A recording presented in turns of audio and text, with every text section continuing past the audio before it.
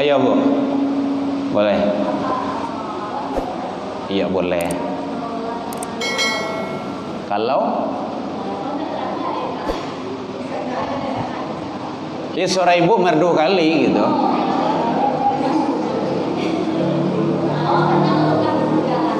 Ya, perjalanan. Ya.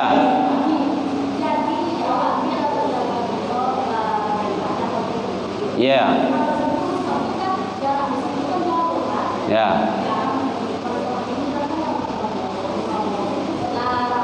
Ya,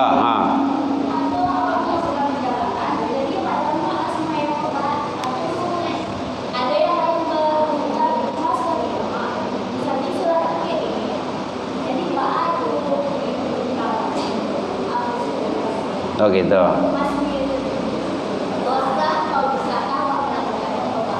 Oh ya.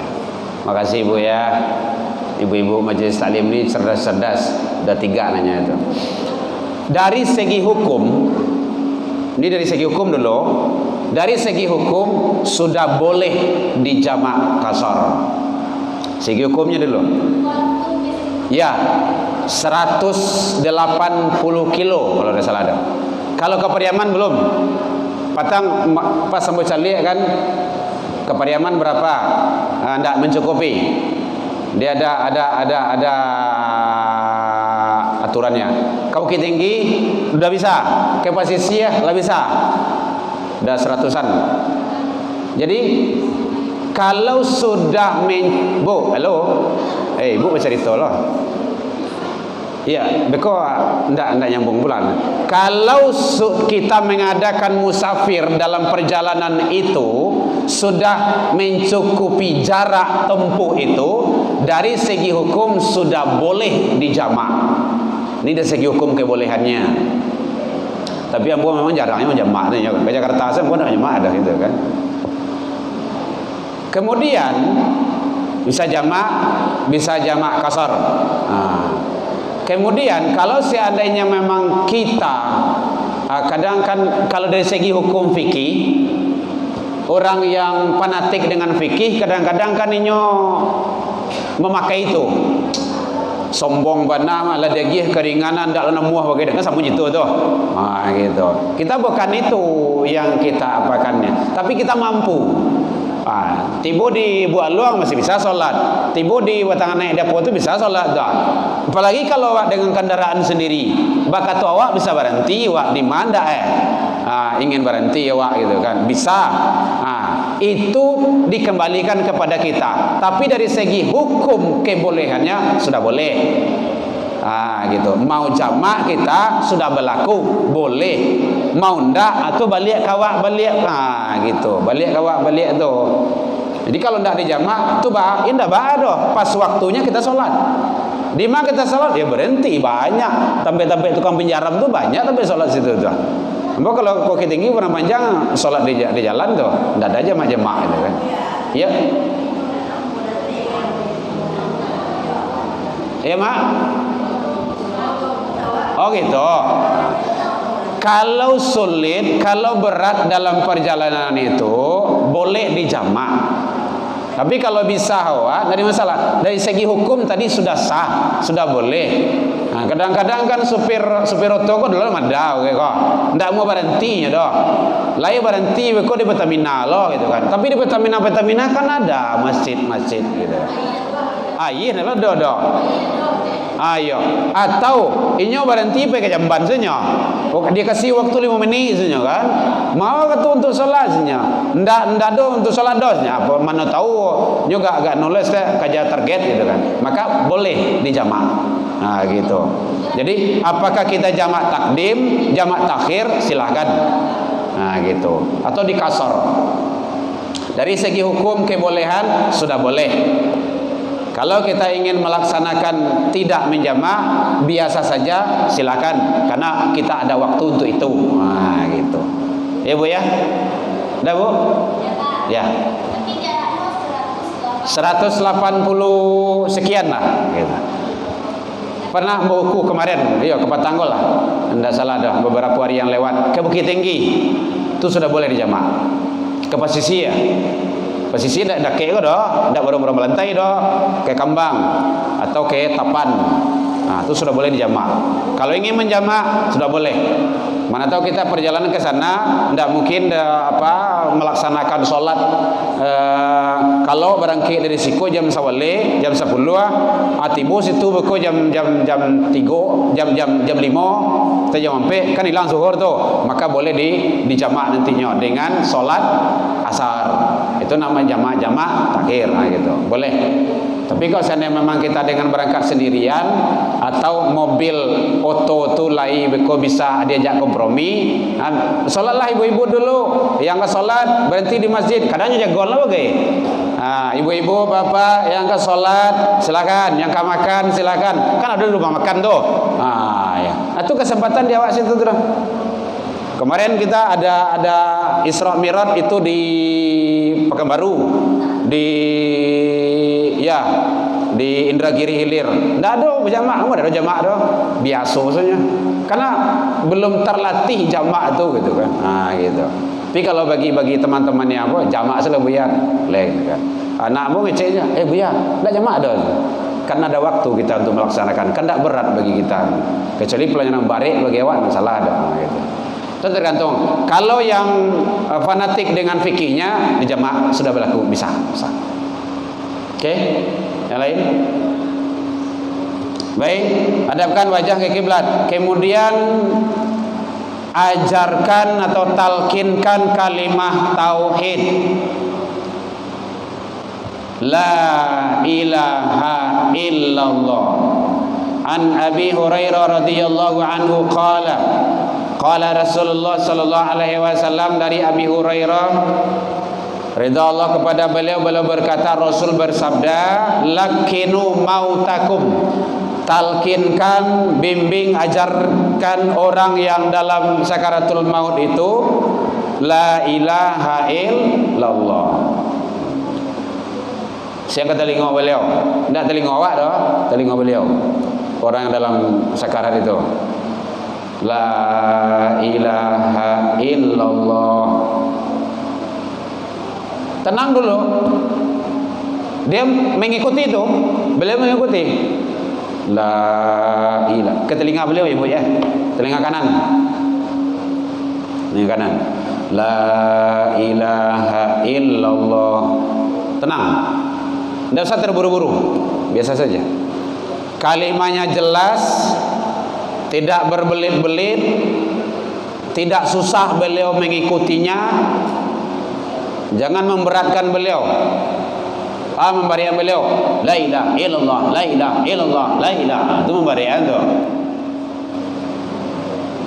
Biasa saja. La ilaha illallah. Karena lidah beliau itu sudah kaku. Ingatan beliau sudah mulai hilang. Jangan sampai kita memberatkan. Talkinkan, bimbing, ajari. Jadi orang dalam sakaratul maut pun masih belajar, butuh bimbingan.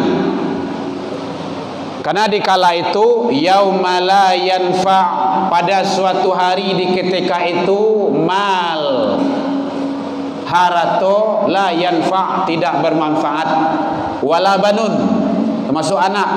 Jadi saat orang dalam sakaratul maut itu harta tidak bermanfaat.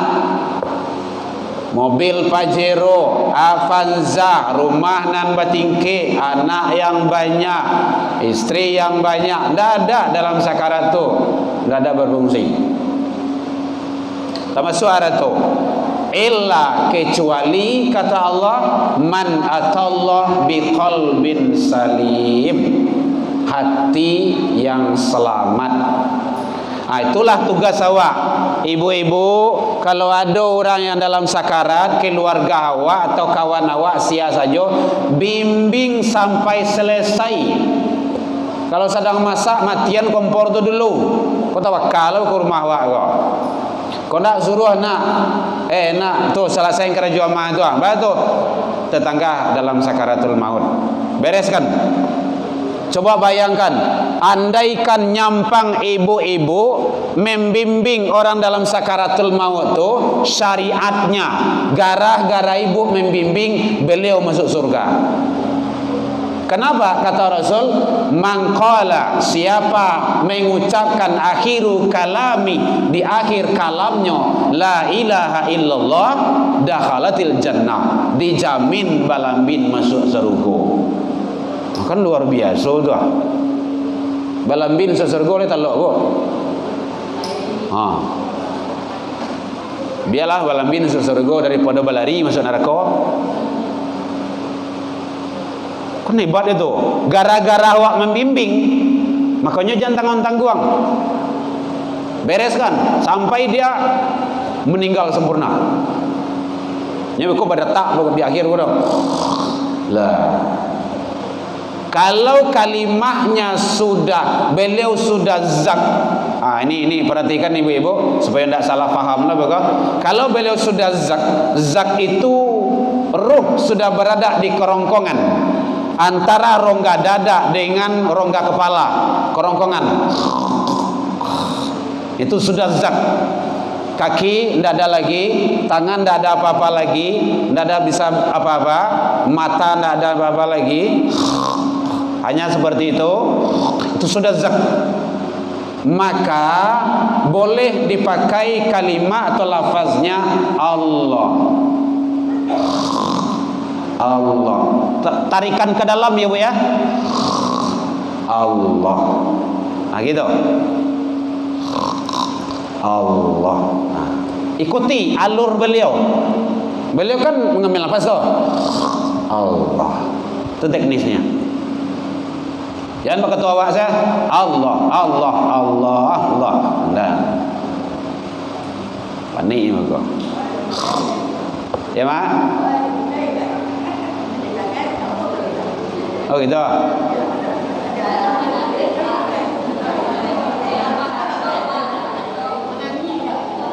Kalau menangi minggir. Minggir saja dulu.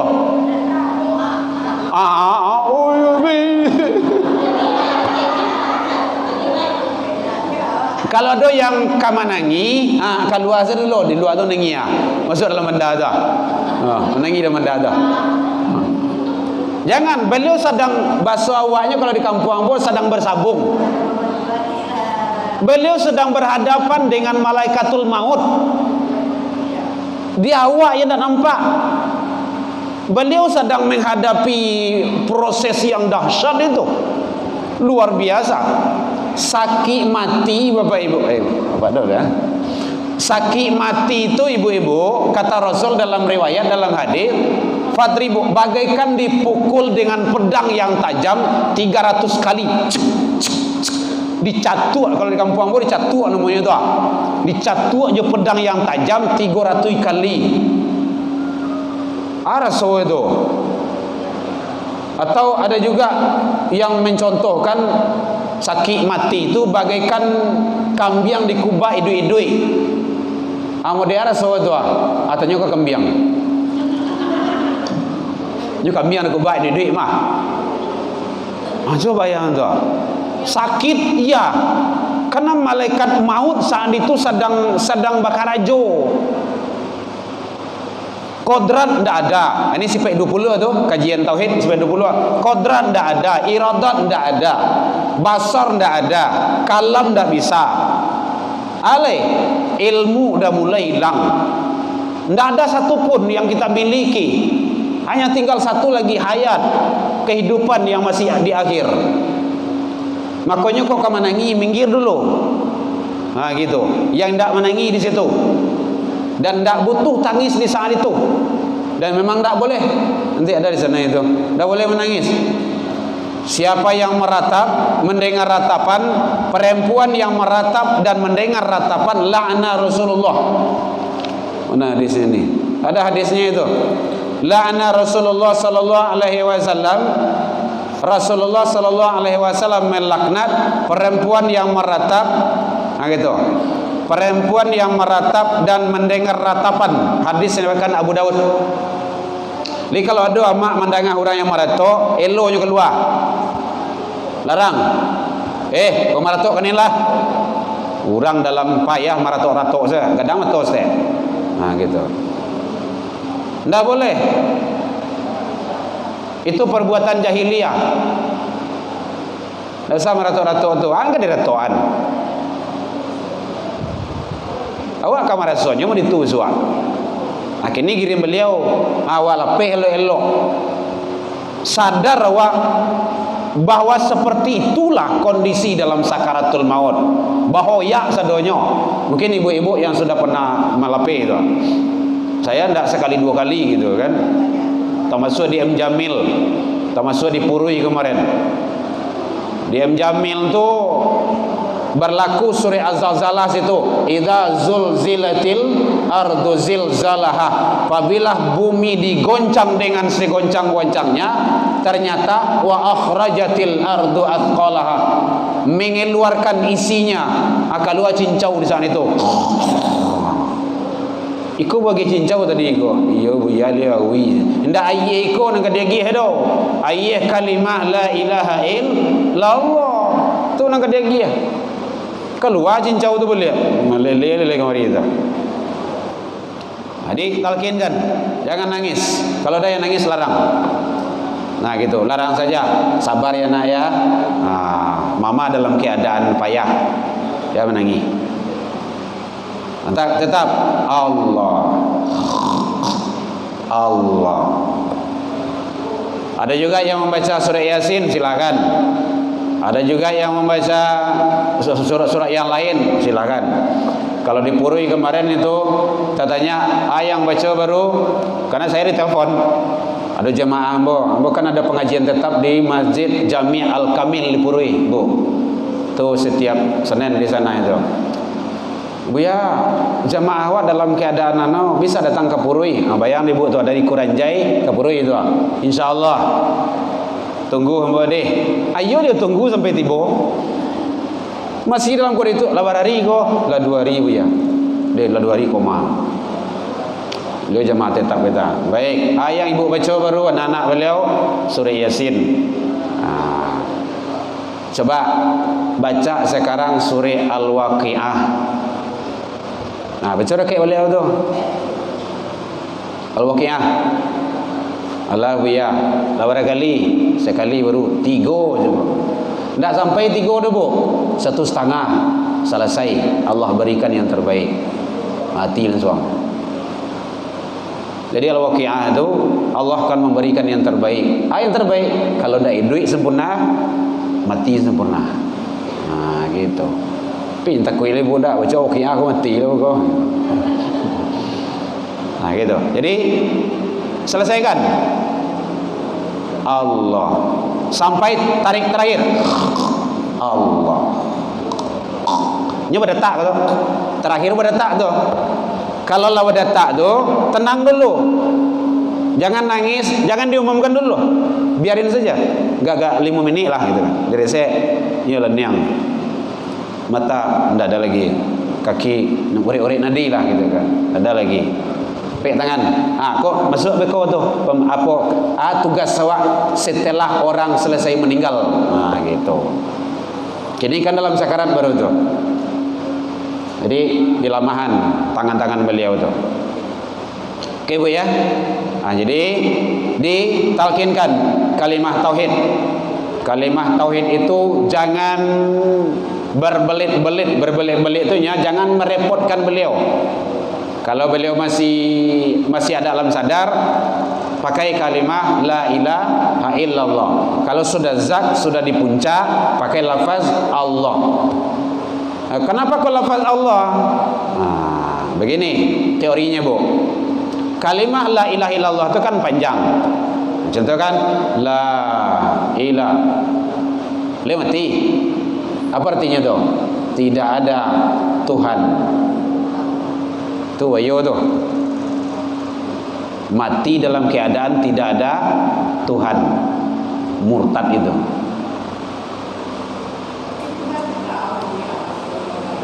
Makanya pakai lafaz Allah. Lafaz Allah ini kapan dilakukan oleh Rasul Bu? Tak kalah Rasul dihunus pedang oleh pemuda Quraisy, "Ya Muhammad, aku tebas lehermu." Siapa yang nolong? Allah. Dengar ibu ya.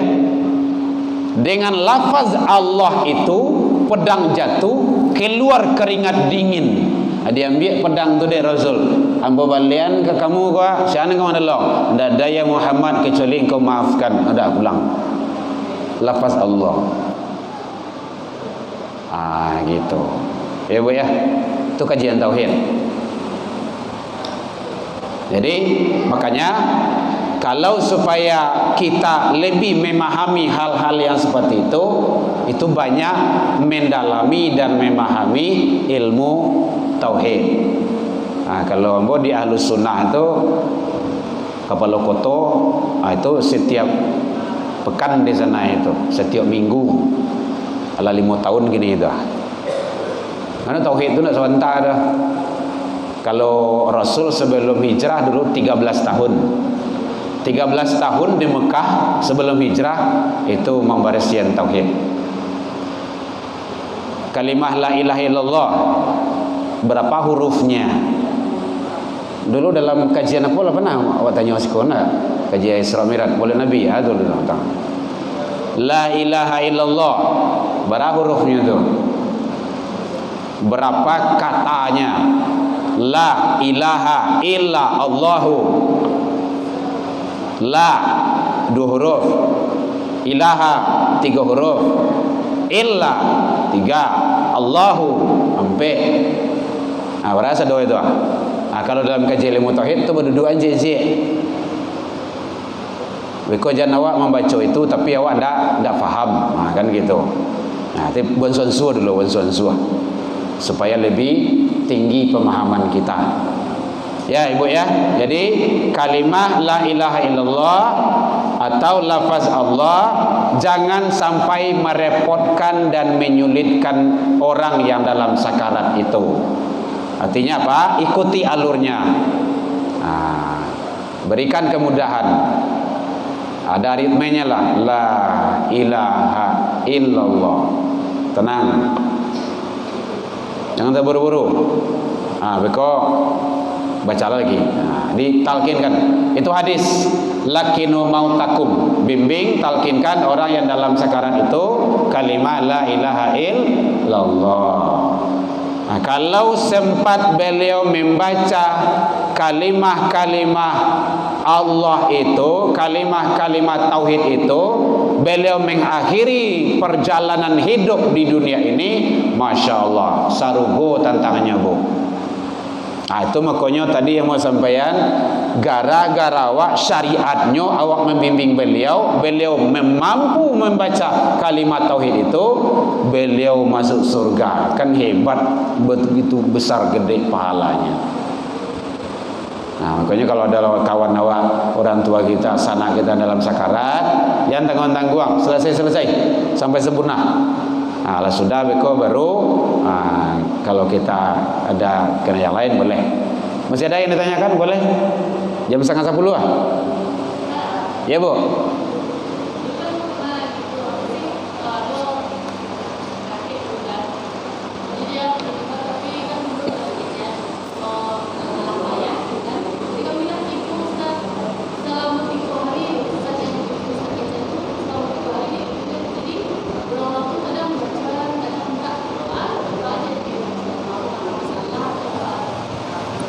Tiga hari koma.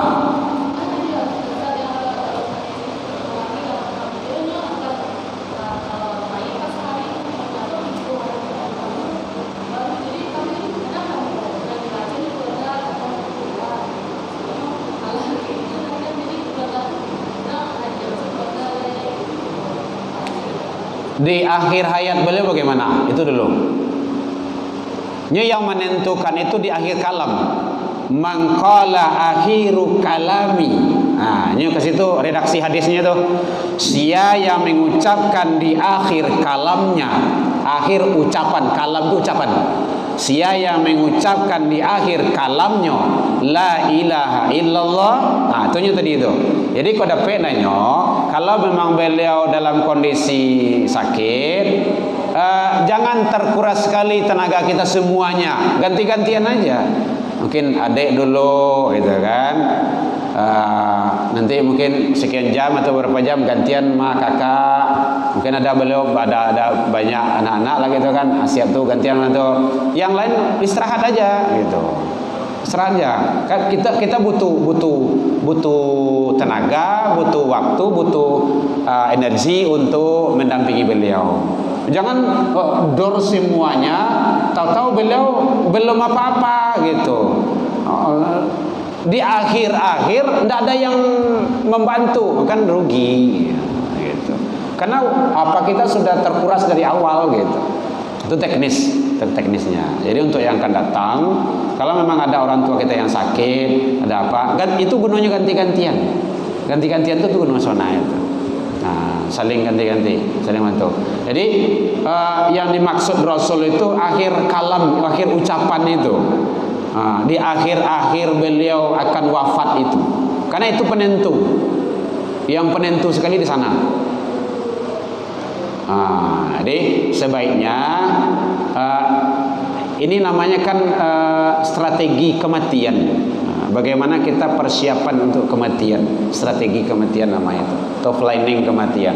Jadi kita atur bagaimana kita, kalau memang beliau ada banyak anak, banyak keluarga, berganti-gantian mendampingi beliau. Apalagi kalau koma, kadang-kadang koma itu kan memang butuh lama waktu. Kemarin itu di Alai Para Kopi, Pondok Mungil, pensiunan polisi, 3 hari juga itu.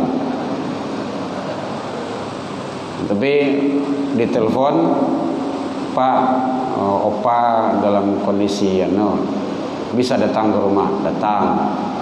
Udah berapa hari bu? Udah keluar dari rumah sakit, udah 3 hari pak. Oh gitu, iya. Oke, coba baca Al-Waqiah. Itu menjelang maghrib itu saya ke rumah beliau.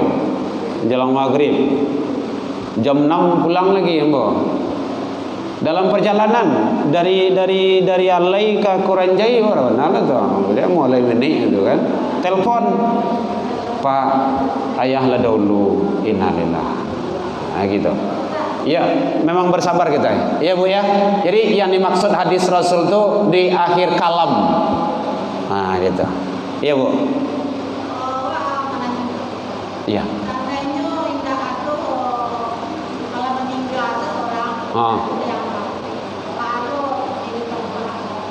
Oh gitu.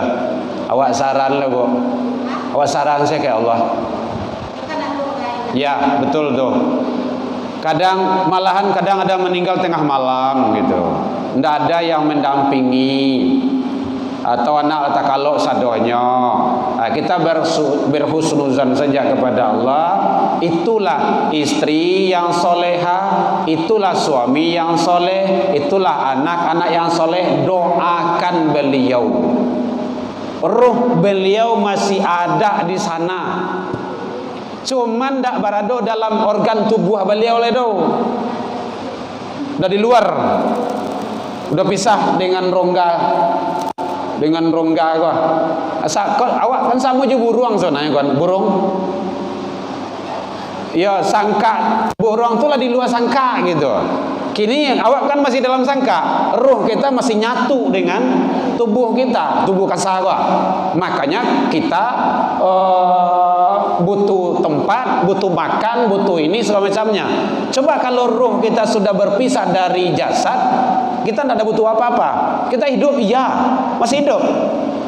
Itu dalam ayat yang sering dibaca takziah itu, wala taqulu liman yuqtalu fi sabilillahi amwat. Janganlah kamu mengatakan orang yang mati pada jalan Allah itu mati. Jangan dikatakan itu. Kan begitu Allah katakan, bal ahya, akan tetapi hidup. Beliau hidup. Kehidupan beliau itu beda juga kehidupan awak. Awak masih pakai jasad, maka dek butuh makan, butuh ini semacamnya. Dan beliau itu tidak pakai jasad lagi, sudah di alam ruh. maka tidak butuh ruang dan waktu, tidak ada zaman, tidak ada makannya. Gitu. Jadi kita doa saja kepada Allah. Allah maufillahu, Allah maufillaha. Doa yang pendeknya Allah maufillahu warfa' darajatahu. Itu yang pendeknya. Allah maufillaha warfa' darajataha. Gitu. Kalau yang panjangnya yang biasa gitu. Gue doa saja awak lagi ibu. Mungkin beliau wafat tengah malam, kita tidak tahu. Anak-anak sudah tidur semua gitu kan. Tidak ada yang melepas. Maka kadang-kadang ada yang kaku gitu kan. Beliau tangan beliau tidak bisa dilipik dah. Karena lakari, jangan dipaksa. Setiap dia dipataruin mata beliau lelah itu lah. Pataruin buka itu lah. Jangan dipaksa. Kenapa itu terjadi? Karena organ tubuh tidak berfungsi lagi. Gitu. Itu jadi kalau beliau meninggal dalam keadaan kawasan awak baru itu bisa itu terbuka. Ya, seluruh manusia yang meninggal dalam keadaan normal baru dan mata terbuka semuanya. Ja'far wafat, dikasih kabar ke Rasul, ya Rasulullah, Ja'far meninggal, innalillah. Rasul datang, kemudian melihat mata Ja'far itu terbuka, tabulala, bahasa kampung pun tabulala nama itu, terbuka, ditutup oleh Rasul. Baca doa, Bismillahirrahmanirrahim ala Rasulillahi sallallahu alaihi wasallam, tertutup. Apa kata Rasul? Ini iko yang kadang-kadang acuk yang pemio dalam masyarakat. Batu buka mata oh anak lu belaki le do kan. Si anu lam pulang le do. Nan ajar kata lu ndak ada itu. Apa kata Rasul? Ruh keluar dari jasad seseorang hamba diikuti oleh pandangan mata.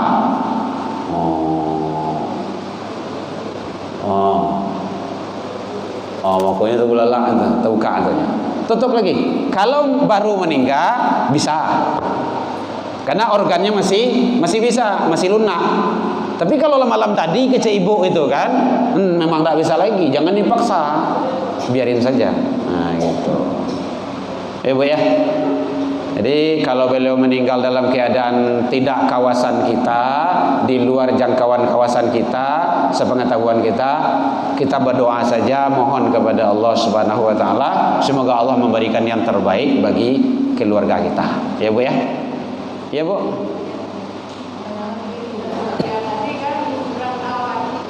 Yang mana? Oh ya.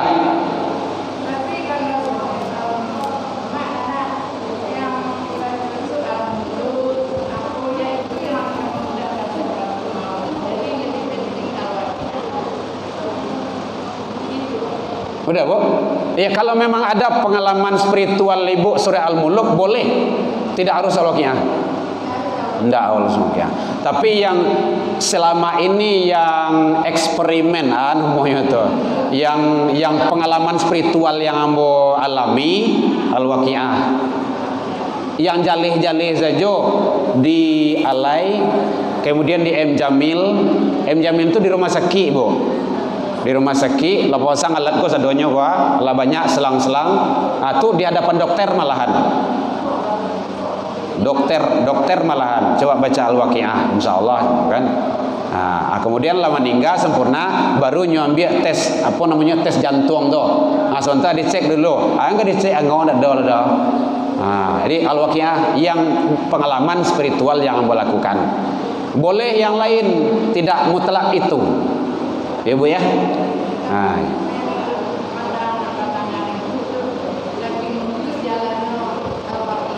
Iya mungkin pengalaman ibu. Oh ya. Ya. Al-Waqiah. Al-Muluk itu kan kerajaan, penguasa. Oke, yang lain? Ya Bu.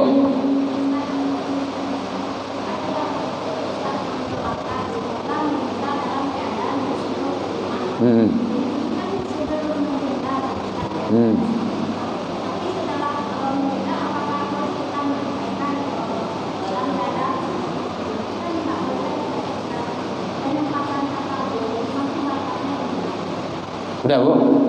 Ini kan sering perdebatan di HP kayak gitu tuh. perdebatan di medsos. Kalau memanglah sempurna meninggal, ucapan pertama qalu inna lillahi wa inna ilaihi. Hati-hati, jangan sampai salah. Kadang-kadang dia tak aja kok salah tu kan. Inna lillahi wa inna ilaihi rajiun, itu salah tu. Bagian akhirnya tu. Inna lillahi wa inna ilaihi. Ilaihi itu kepadanya. Nya tu Allah. Rajiun, rujuk. Sama orang carai itu kan rujuk dia kan, rujuk kembali. Jadi artinya ucapan pertama itu kalaulah sempurna beliau meninggal atau tadanga awak berita meninggal, innalillah wa inna ilaihi rajiun. Ucapan selanjutnya boleh itu, boleh enggak, terserah. Itu enggak mutlak. Nah gitu. Dan itu kita berharap saja semoga beliau, Bu, halo, husnul khotimah itu artinya husnul itu hasanah, ihsan, baik. Khatam itu akhirnya baik di akhir, baik di akhir. Kalau memang beliau dibimbing membaca kalimat la ilaha illallah, husnul khotimah. Tapi kalau sedang minum tua, terjemahan salah itu. Si anu lah meninggal, di mana meninggalnya di bar gitu kan. Asamada husnul khotimah. Husnul khotimah bala kok. Jadi mana meninggal di bar. Sedang sama perempuan lain, sama sedang mencakik botol gitu kan. Di meja judi gitu kan. Itu bukan husnul khotimah, suul khotimah itu. Nah, gitu. Jadi itu semacam, oh, di situ meninggalnya, yo, anda edi dah, husnul khotimah salah. Nah, boleh diganti gitu kan. Jadi itu kan, tapi ucapan pertama itu qalu inna lillahi wa inna ilaihi rajiun. Itu pertama. Tidak ada yang lain. Nah, beko yang lainnya silakan. Atau doa Allah maghfir lahu boleh, Allah maghfir laha boleh. Itu lebih bagus. Itu doa. Allah maghfir lahu warfa' darajatahu. Ambo biasanya yang simpel-simpel sajanya, Allah maghfir lahu warfa' darajatahu. Nah, gitu. Karena itu doa Rasul terhadap Ja'far tatkala beliau wafat. Allah maghfir Abi Salamah. Allah maghfir lahu Abi Salamah warfa' darajatahu. Nah, gitu. Allah maghfir laha warfa' darajataha. Itu yang simpelnya. Oke, Bu ya. Iya, Bu. Awak banyak dialog. Enggak apa-apa, itu kan pengalaman hidup.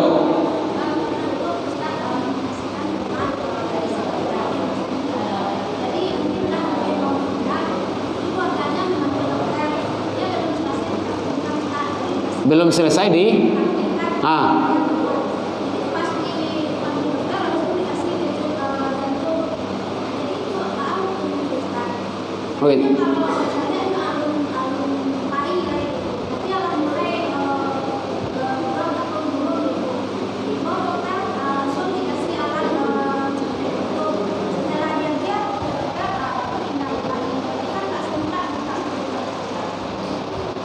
dibawa sama dokter.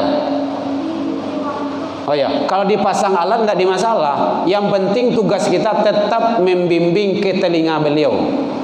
Jangan beko lah pasang alat tuh, beko awak berhenti. Itu sebenarnya tidak boleh. Jangan berhenti.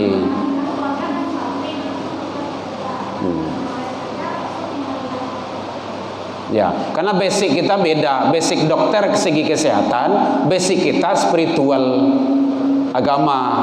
Pandangan agama, pandang makrifat. Mohon maaf ya Bu ya, mohon maaf ibu-ibu dokter kalau ada gitu kan. Pandangan hakikat. Nah, gitu. Yang dokter pandangan ilmiah, ilmu. Dan itu sudah sering kita cobakan gitu kan. Nah, baik izin dokter silakan dipasang, ambo tetap wajib menuntun beliau.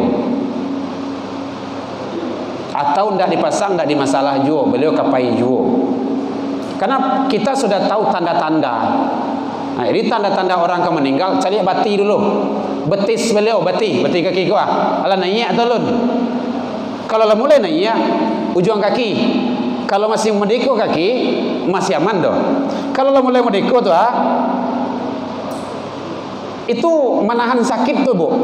Batin iya tuh. Mengacui itu. Jadi pengalaman spiritual dengan agama perlu juga kita apakan. Nah, izin dokter, saya tetap membimbing beliau. Bagus Ustaz, jamaah boh. Silakan dokter pasang apa kayak terserah gitu kan. Nah, gitu. Ini naruminya kan di rumah sakit Yos kok. Salib di bengkai gitu kan. Nah, jadi sebaiknya mau dipasang alat kedokteran segi kesehatan boleh, dari masalah itu usaha kita secara manusiawi. Namun kita secara agama tetap menuntun dan membimbing beliau. Seharusnya seperti itu. Jangan berhenti pula. Karena apalagi kalau tando lado, mato lah mulai kabua, memang ndak gerak. Gitu. Napas sudah berada di sini, kan tahu awak tuh. Kalau lah di kerongkongan kok tuh harapan pasti ke situ. Yang kesembuh total itu jarang itu. Pasti ke situ arahnya tuh. Jadi makanya jangan sampai itu kita tinggalkan. Harus kita tuntun dengan sebaik-baiknya. Ya Bu ya. Baik, Ibu. Jam 10 lah. Ya, silakan Bu. Ya. Suami istri Ustaz. Jadi istri beliau menikah salah sakit itu Ustaz. Jadi menikah istri beliau. Jadi seorang suami mengucapkan alhamdulillah lalu innalillahi wa inna ilaihi raji'un. Jadi Ustaz secara pribadi aku pun pernah dengan pencerahan itu Ustaz. Mohon pencerahan Ustaz. Oh gitu. Keluarga lain beranggapan kalau alhamdulillah itu biasanya kan dapat kabar baik, kabar senang bahagia kan itu Ustaz. Jadi mohon pencerahan Ustaz. Dan sarancai Bu katanya ke orang tuh sana itu.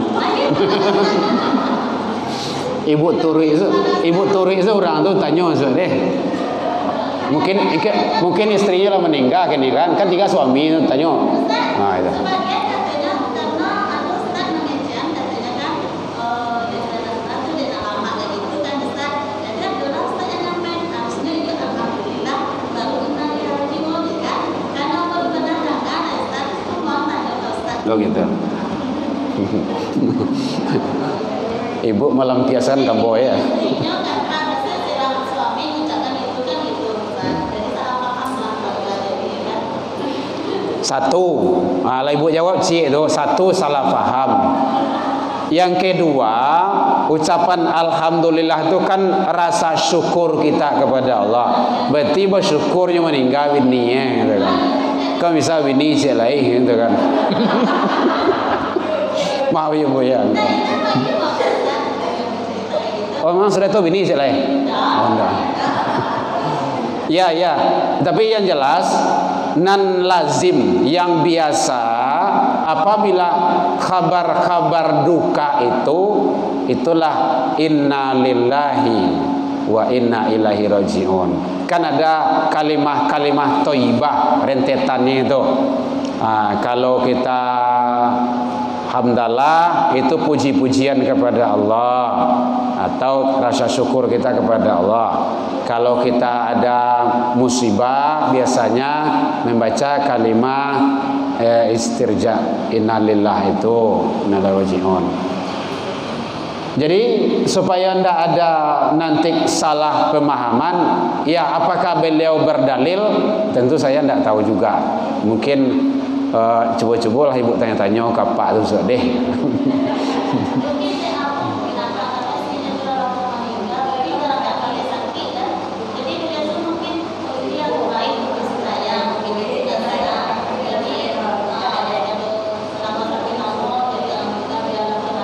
Ya, kalau seandainya memang seperti itu, satu, jangan diucapkan keras. Atau dalam hati gitu kan. Sampai kini lah kalau gini Pak Doh. Ya, baik Bu, kita beranggapan baik saja. Mungkin beliau ada referensi dan ada mungkin hadis-hadis dalil-dalil yang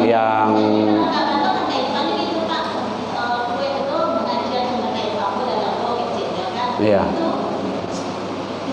Ya mudah-mudahan lah. Kita anggapan-anggapan apa saja. Mudah-mudahan tidak mengurangi beliau bertemu di surganya Allah Subhanahu wa taala.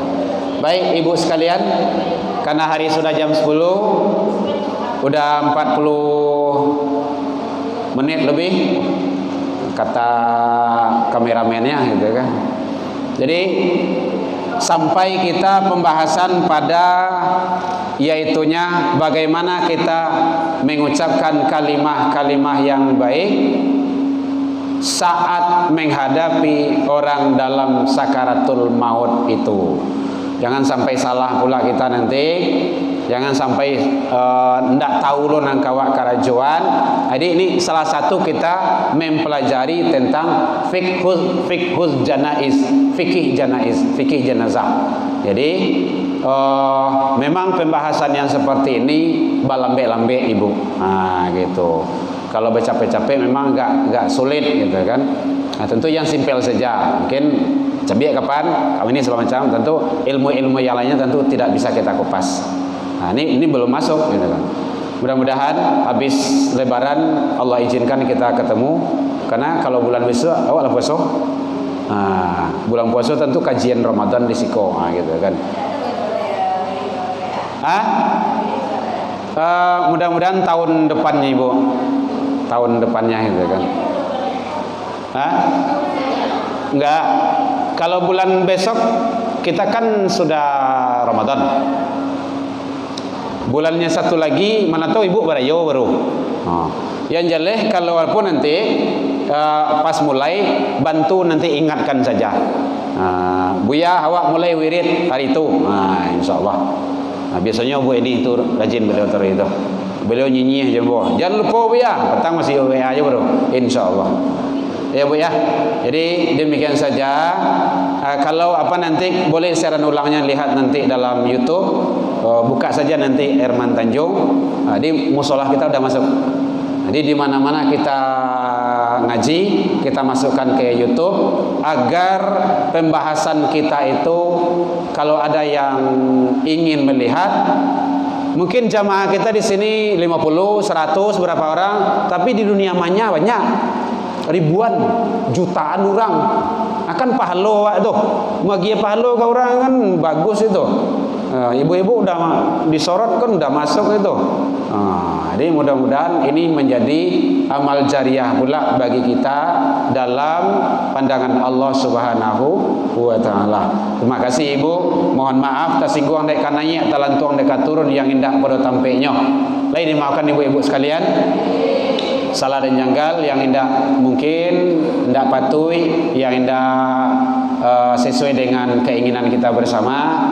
Itulah kalau salah kepada Allah kita minta taubat, minta ampun. Salah ke manusia saling maaf memaafkan. Terlebih dan terkurang memakan waktu ibu-ibu, aturan ibu istirahat lalu jadi gitu. Gitu. Mohon maaf, semoga ini menjadi ajang ketemu kita nanti di surganya Allah Subhanahu wa taala. Ila liqa fastabiqul khairat wabillahi taufik wal hidayah. Wassalamualaikum warahmatullahi wabarakatuh.